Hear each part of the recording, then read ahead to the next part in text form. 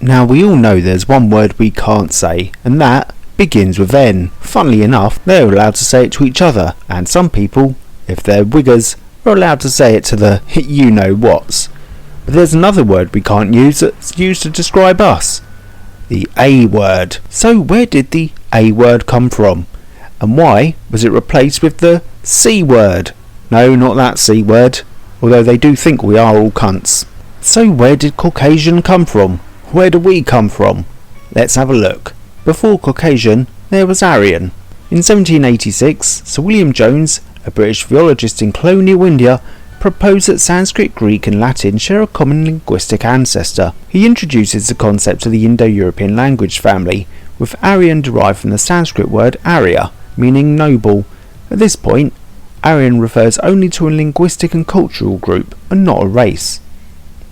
In the early 1800s, German scholars like Friedrich Schlegel suggest that the ancient Aryans were the ancestors of all Indo-European speaking people. He also associated Aryans with early Indian and Iranian civilizations, but he also begins connecting the term to racial characteristics such as fair skin.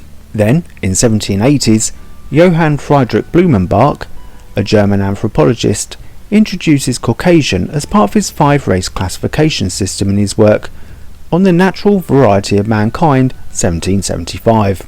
Blumenbach divides humanity into 5 groups: Caucasian, Mongolian, Ethiopian, Malayan and American. He chooses Caucasian for us because he considers the Caucasus region the most beautiful origin of humankind, based on the skull of a Georgian woman, and he tied physical beauty and purity to the region. In the 1800s, the term Caucasian became widely used in anthropology to describe people of European descent, especially those with light skin. In 1853, French writer Arthur de Gobineau publishes an essay on the inequality of the human races, which racializes Aryan.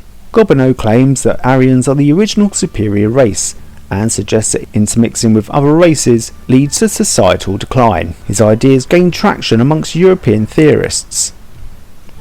In the 1860s, British philologist Max Muller popularizes Aryan in a linguistic context, using it to describe the Indo-Iranian branch of Indo-European languages. Muller warns against racializing Aryan, but his work is widely misinterpreted to support racial theories. In the 1870s and 1880s, German and Nordic theories such as Ernst Haeckel expand on Gobineau's ideas, tying Aryans to Nordic people and promoting the idea of racial purity. In the mid-1800s, the term Caucasian becomes entrenched in European and American racial science, all thanks to Blumenbach and Carlton S. Kuhn.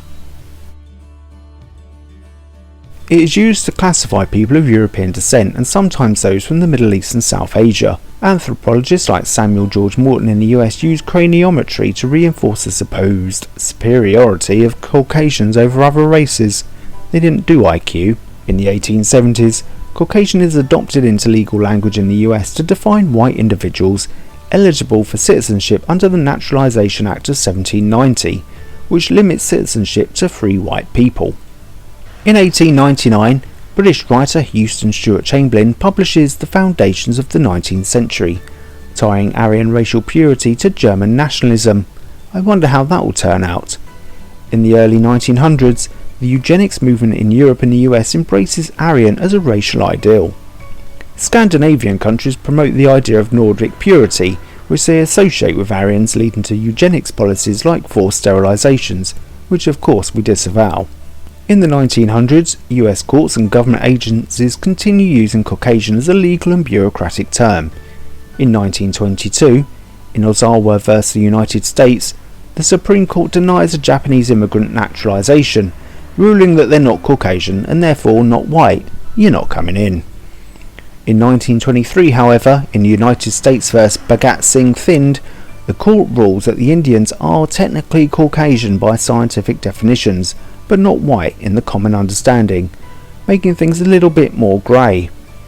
In the 1930s, Caucasian becomes a standard descriptor in law enforcement, census data and immigration policies in the US and Europe. In 1933, a German general and the Nazi Party rise to power in Germany, making Aryan central to state ideology. In 1935, the Nuremberg laws formalise Aryan racial purity, defining German citizenship in terms of Aryan ancestry. Citizens are required to provide Aryan certificates proving their racial lineage. In the 1930s to 1940s, propaganda glorifying Aryan heritage came out whilst denigrating certain other races. During the same period, Caucasian continued to be used in the US and European bureaucracies, and unlike Aryan, it didn't carry an overt ideological weight and remained a broadly accepted racial category. In 1945, after it all ended, the term Aryan becomes discredited and abandoned because of reasons, and then in the 1950s to present, Aryan persists only amongst certain people on the right side of history. However, it is no longer used officially or academically. After World War II, once media was more widespread, Caucasian became even more further entranced into the national psyches. Caucasian remained a standard racial category in legal and bureaucratic contexts, especially in the US for census data, immigration and law enforcement. The term remains in use but faces increasing criticisms for its pseudo-scientific origins. And then, from the 1990s to present, Caucasian is still gradually replaced in academic and legal contexts by more specific terms such as white or European descent. What is noted though is that even though we aren't actually all from the Caucasus, it was pushed by the media and we know who runs them, but you still need to bear in mind that the word Caucasian wasn't brought up by one of them and did mean the best of the bunch. Now, the term used today to describe white people varies depending on the context, discipline and geographic location.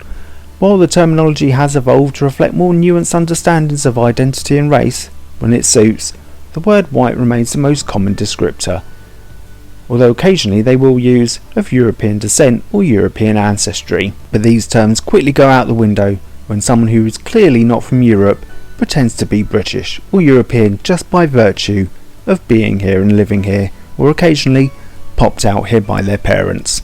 Anyway, so that's the history of Aryan and Caucasian, both words originally designed to make us look good, because we are, but not at the expense of other people of course.